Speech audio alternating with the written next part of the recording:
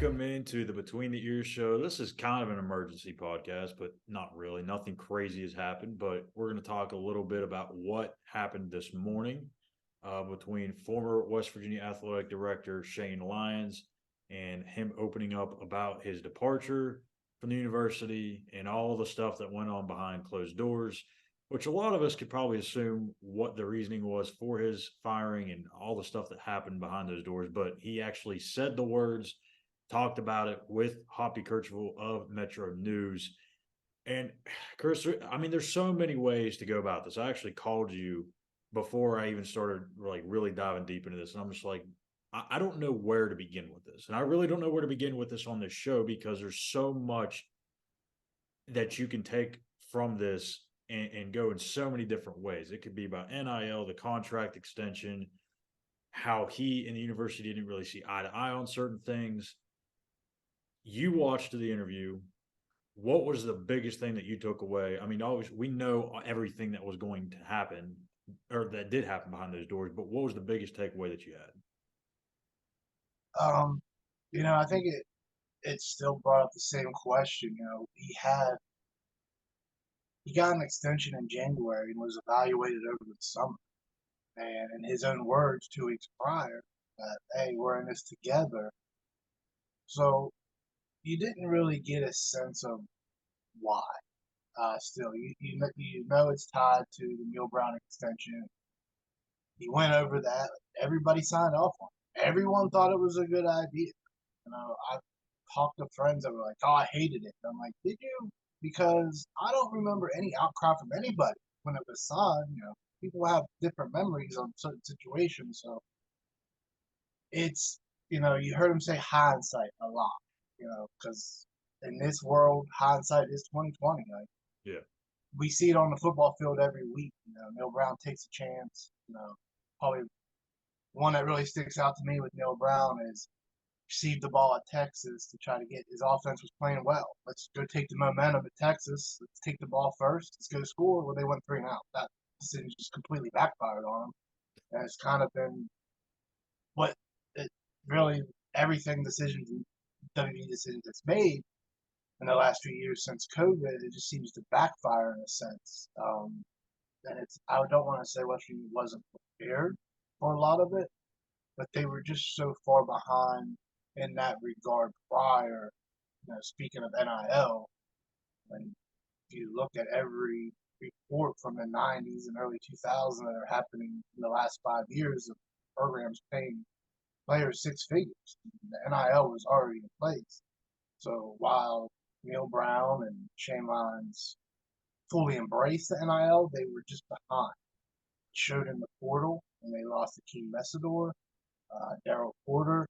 I don't think there's much you could have done about Tykee Smith going to Georgia. That's obviously they have money, a lot more. And you can say the same with Miami when you got one donor willing to pay millions per player.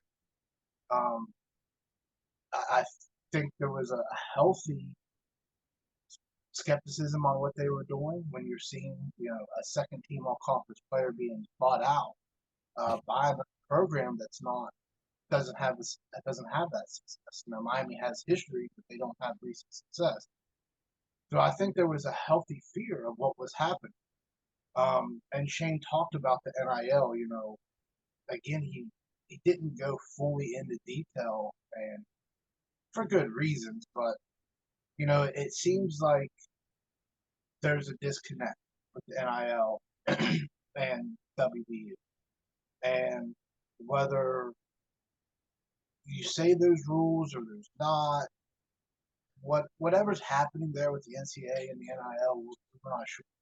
I mean, you got coaches publicly saying, "Hey, we need this amount of money for NIL," while the NCAA is over here saying, "Well, you can't really do that," but nothing's really happened. Yeah. Life goes on. So I think that maybe Shane's willingness not to maybe overstep those bounds was really maybe his ultimate demise. But I don't understand how 2 weeks prior you can say, "Hey, buddy, we're in this together," and then say, "Hey, buddy, see ya. Nice to know you." Yeah. There's never a good firing scenario. There's never a good story there. But I do find it odd, and I do find it coming from a program that, everyone's fear is this $4 million, paying out $4 million a year to Neil Brown for the rest of his contract. And Neil Brown hasn't been fired, but he had coaching wishes. And top of it was Matt Rule, Hugh Freeze, and now that they've got a job, everyone believes that that West Virginia dropped the ball. The reality is those coaches weren't going to take the first job that was offered to them, especially at half the price of the other schools, and less than half the price. So the reality is West Virginia can't. I mean, maybe they can. Maybe everyone saying Shane held them back. They could have went out and got a coach like that. That's been yet to be seen. But why wouldn't they? Why didn't they? What was holding you back than the hiring of Neil Brown? So money's always an issue. And if you think that you can go get Jordan Addison like USC did last year, and there's a guy that wants to pay $2.5 mil, $3 mil for a receiver, and Shane wouldn't allow it, then okay, I get it. But I don't know who's doing that. Has anybody been made publicly saying, "Hey, I'm willing to do everything I can in the NIL No. to make sure West Virginia is winning"? Do they have that Ruiz guy? I don't know.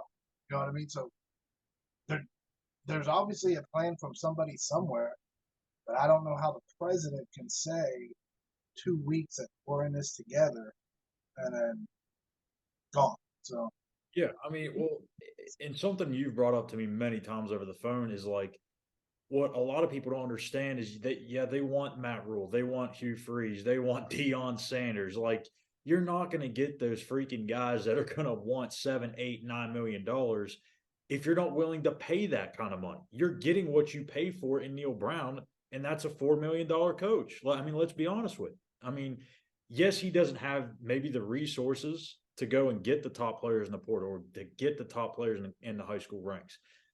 But when you pay a guy $4 million, and Shane said it one in the interview that when in his original contract, I think his initial buyout was only $1 million. That's not a lot. Like they had to renegotiate that to get it up a little bit higher, but in turn, it kind of cost them because now he's going to be owed the rest of his contract from what he was saying if he were to be fired. So like to me, that's bad negotiating on everybody, and yeah. that's a healthy fear. The sad reality of that, if Auburn wanted Neil Brown right now, they'd scoff at that $16 million and just Oh laugh at yeah. it. That was just so another program lateral to us they couldn't take them. That Yeah. was it. Like, and I understand like that's a lot of money, but in the world of college football, to most of these programs, or not That's a most, those drop in top the programs, that's nothing. That's absolutely nothing. That was just solidifying that he couldn't go take because the reality of West Virginia, it's an outlier in conference, an outlier and an outlier in recruiting. You got to work twice as hard for less than half the money of your competitor. You don't have a recruiting budget everybody else. You don't have private jets. You don't have these things. You have to drop. Neil Brown has made his mission to make sure every kid is evaluated within a 6-hour drive. yeah. And I think everybody can agree his recruiting is that he's done a very good job in recruiting. But that good job does not matter if you cannot retain that talent. We saw Yeah. it this year on the defensive side. We talked about. I feel like I've been talking about the same thing for the last 2 Because years. we have. You can't afford to lose the talent that you went out. And I use Akeem Mesdor a lot. There's a kid that was playing in Canada, and they went and Nobody agrees. they found him. They developed him. Probably would have been a first team All Big 12 player with Dante Stills this year. Where those two were working together along that line, the chemistry that they had, gone. Gone because of one donor at Miami. So is Akeem Mesdor a great player? No. Is he a good player? Absolutely. Would his stats probably been double than what they were this year than they were last year? His stats from last year are comparable on Miami, so he didn't better his situation. It was Yeah. a lateral move at best. So now he could have probably doubled his production and been looking at the NFL this year. And Well, was now still he doesn't have a a choice. that won Now, 5 games. yeah, now he doesn't have a choice. I mean, he still has a choice, but his best option is to return. So he not only messed up his development, he messed up West Virginia's progression. And you can say that Daryl Porter, he didn't play much of mine. No, not at all. Was he a great DB here? No. But you put another year in that system, the communication on the back end's a little better. It's different. Nick And Troy he's better than what they would have had this year. Fortune, I don't like to use him. I think with him, it was about getting out of this environment. He lost his mom here. Probably just one of those things. He needed a fresh mental start. But you can't keep losing those guys to lateral programs. And Miami is a lateral program as far as success right now. Money, no, they have a lot more money. So you can't continue to lose those guys and then look at the coach and say, well, what's wrong? Why can't you do it? Well, when you lose guys in spring and you have to fill out the rest of the summer, when guys have already been picked from January and post spring, how is that a recipe for success? Yeah. So I know it kind of segue to what Shane was saying as far as keeping Neil Brown, and I'm 100% in the unpopular opinion. Like, yes, keep Neil Brown. Like, you're not going like you're either going to have to find someone pretty much like Neil Brown with the way he's recruiting because you don't want to live that portal life. Like, you're not going to construct a team within a year.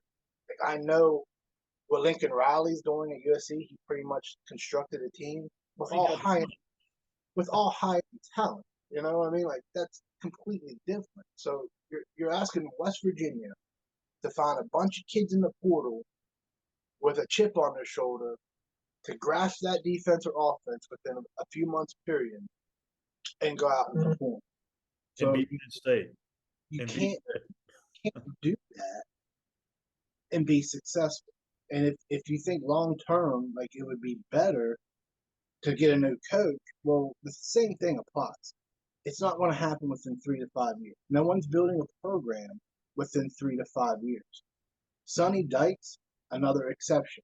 He took over a program that was full of talent and it had a solid foundation. There was nothing wrong with TCU. They just decided they wanted a different direction. TCU may still be in the same boat with Gary Patterson this year. Like, that was a good team. Tennessee, same thing. It was a good, young, talented team. So Sonny Dyke, like, his first year may be his undoing down the future because he's probably not going to replicate that again. So there's a lot of exceptions where you can say, well, why can't West Virginia do that? Well, it's easy. They don't have the money, or they haven't shown, the donors haven't shown they've had the money to go get talent. So even if you get talent, you're not going to get enough like USC to make an impact first year. It's going to take 2-3 years. And you got to hope that they have that. They have that chemistry, that they are talented enough. Like, there's a lot that goes into it.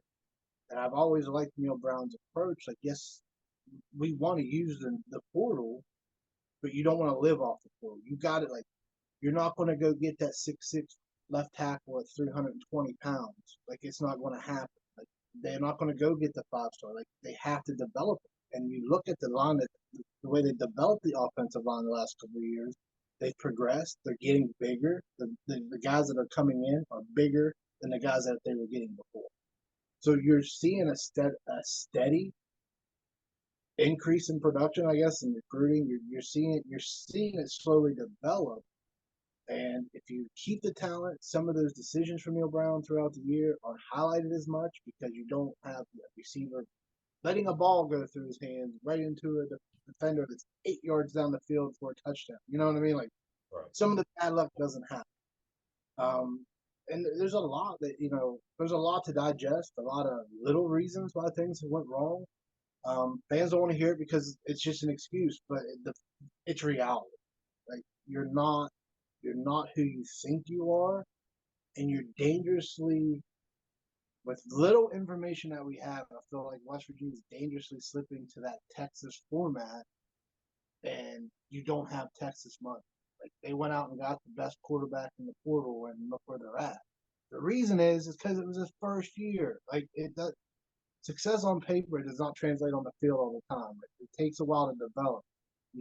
Fans have to realize using exceptions like Sonny Dykes is not the key. Like, that's not the key. Like, it takes time to build a program. So West Virginia is a very interesting position. because everything that Shane Lyons said, that he's kind of the fall guy, and if The these are the scapegoat.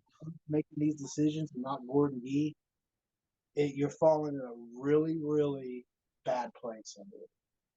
Yeah, I mean, my biggest problem is like this whole the country roads trust, right? Okay, it's a great idea in theory. It makes sense to have it, but I don't want to critique everything they do because I don't really know all the ins and outs of what they do on a day in and day out basis. But to me, like setting up and doing a podcast for these kids like that's not gonna keep them at West Virginia. Like that's not like I get that the reasoning behind it, And but that's you the have to go out and physically get them deals that's going to want them to stay at West Virginia. Like get them the money. Where's these people that if all these donors are pissed about Neil Brown and they want to fork up all the millions of dollars to get rid of him, why is that money not being used to go get players or even keep the players that they have?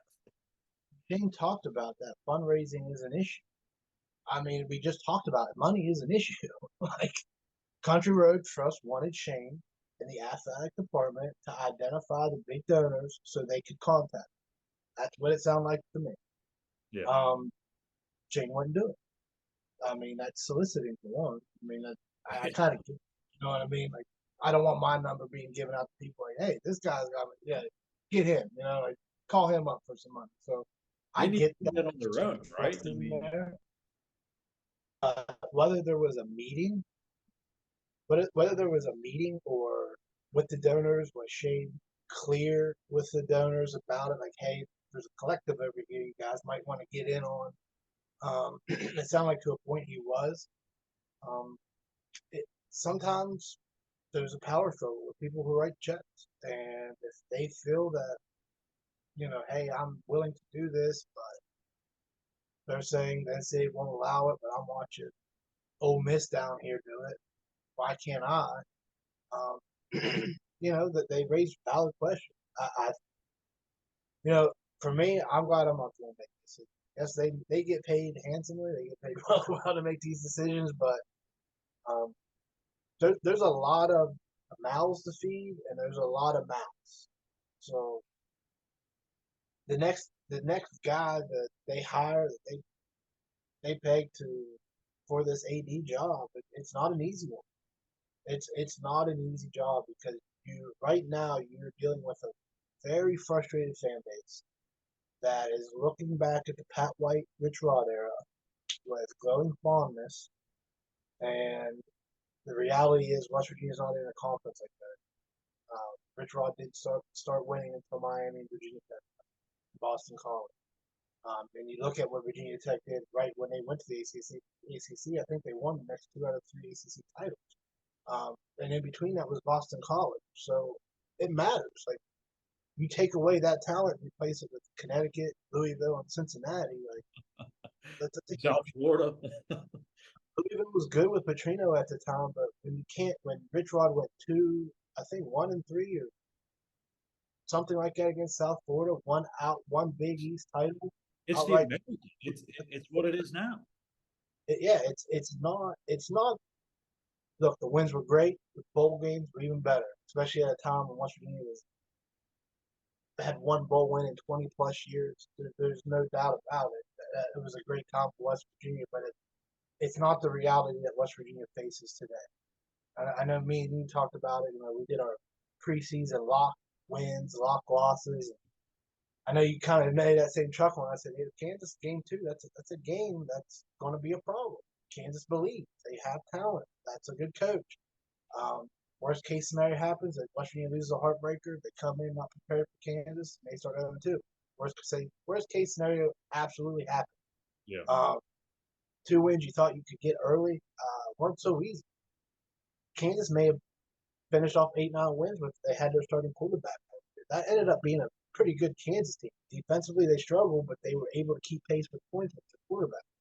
So there's a lot of hurdles that they have to overcome the next few years.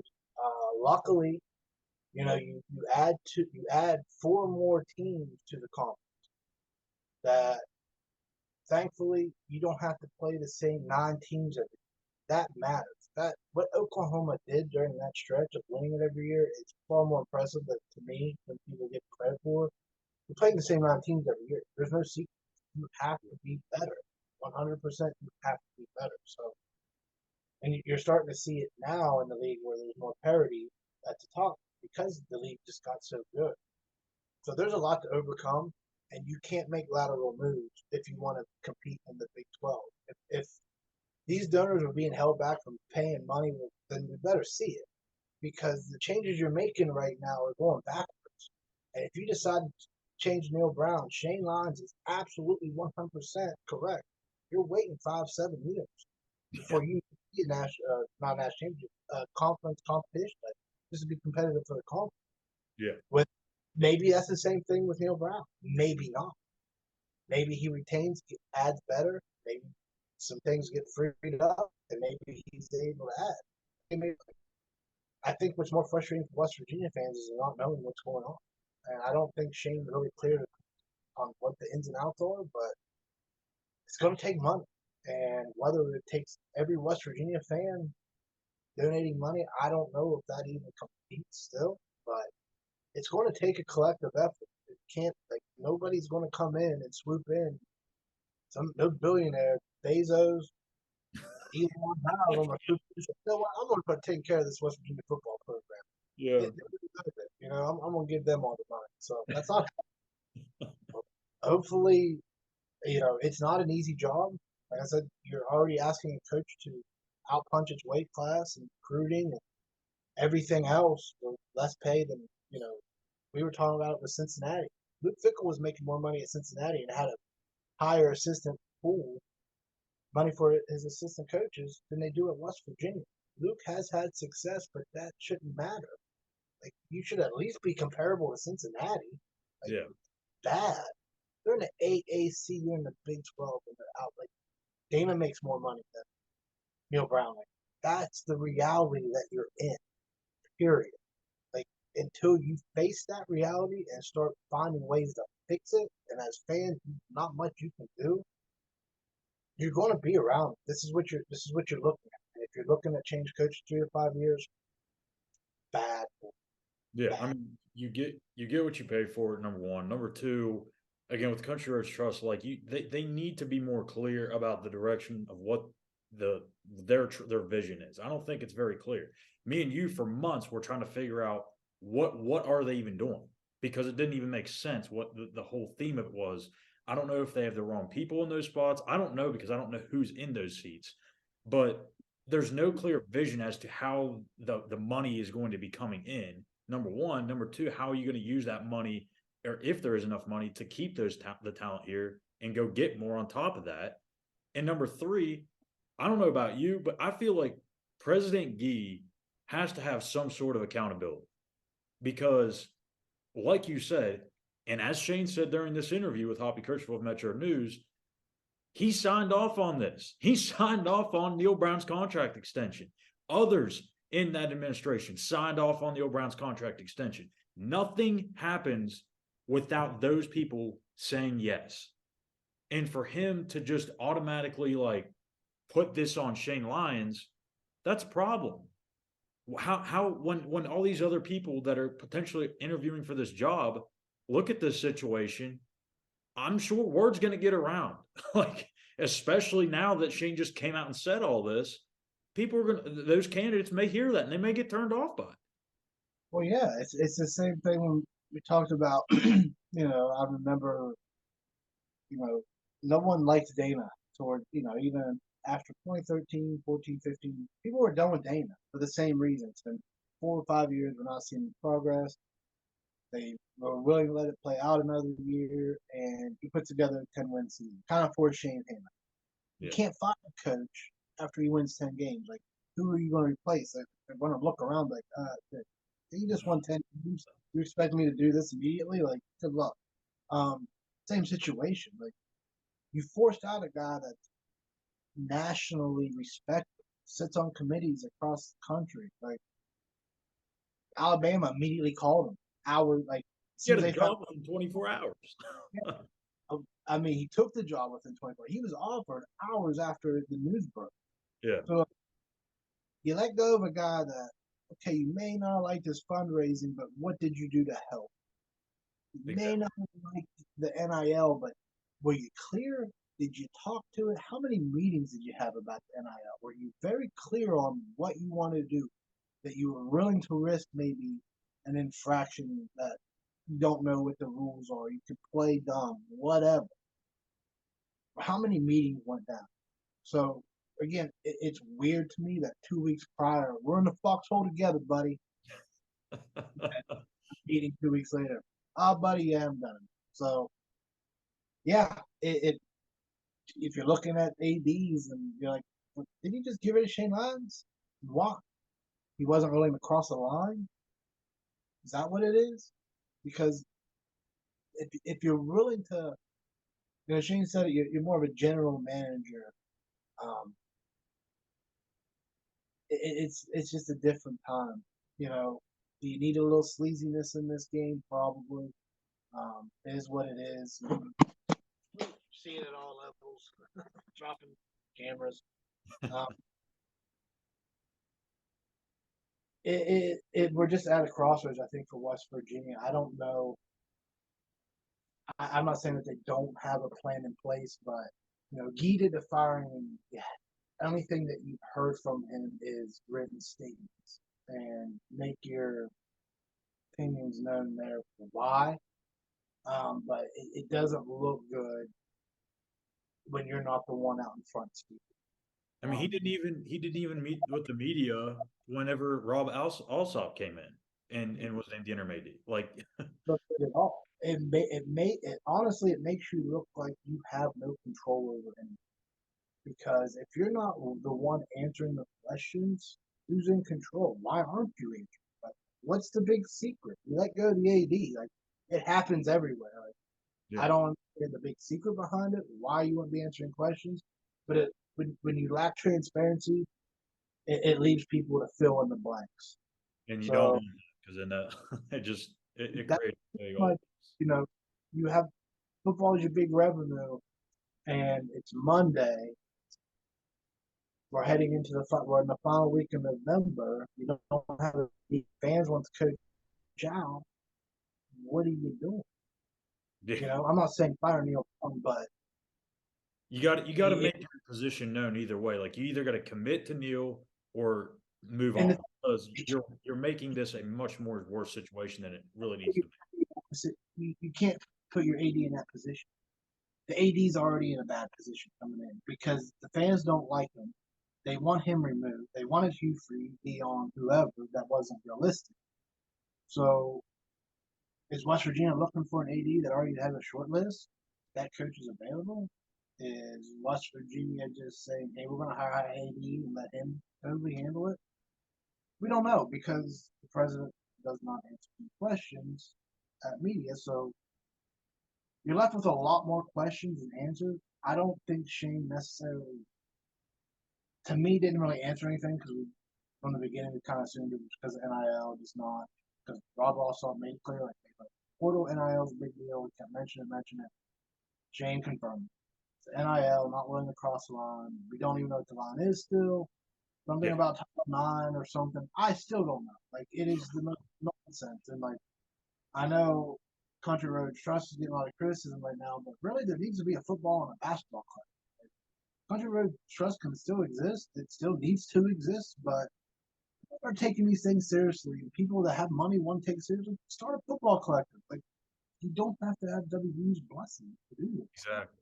And it's just Basketball, like, you only have 13 scholarships. You won a national championship. that's your You, best bet. you might want to give your Hall of Famer all the money right now because he just put a team together with not all stars by any means necessary, and he's winning handily pretty well right now. So maybe if he sees a Ford that wants $2 million, maybe give it to Yeah, and that's the thing. Shane Lyons. This is the last thing we'll talk about. Was that he was asked point blank by Hoppy if he would keep Neil Brown, and he said essentially yes. Like, he felt like that he was the right man for the job, and so on and so forth. My sense is President Gee is not happy with Neil Brown. And I mean that seems very clear because that's the reason why Shane Lyons is out, because of the performance of the football program, and that's why a new AD is going to be coming in.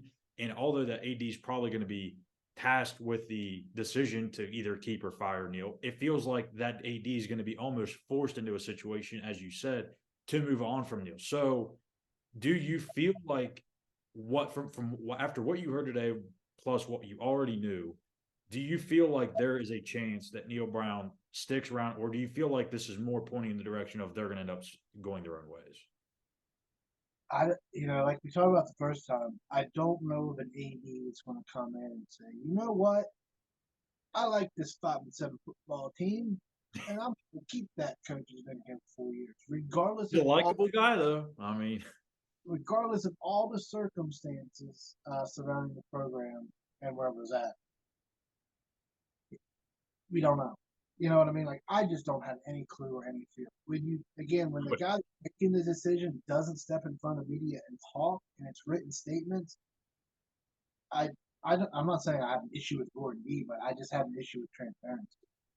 You can't get a read on someone that's putting out written statements. You can't get a read on the situation when you put out written statements and you put out a figurehead and Rob also, I don't know personally, but he did a good job at the press conference. But he's an interim AD. Like, yeah, he was in the process of the decision, but the guy that signs the checks needs to be out in front and explaining the entire situation and what they're looking for in the AD, so on and so forth, and not somebody else. Because Neil Brown's future 100% is in the air. I have no idea if he likes Brown. It could, like Shane said, yeah, it was the extension, but to me, it's always been about NIL.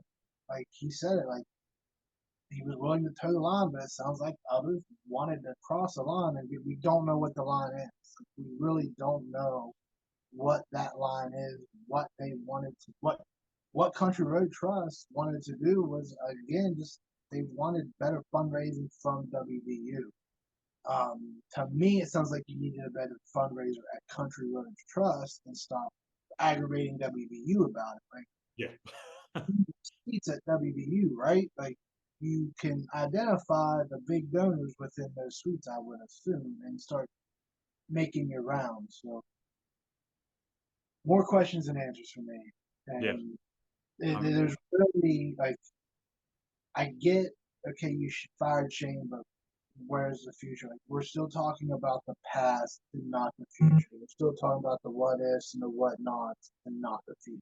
So it's been what 2 weeks since he was fired, 3, and we still don't see the future of West Virginia. Like Huggins is in control of basketball. Fine that. We're good. Maisie baseball, you're good. Izzo, football's the money maker.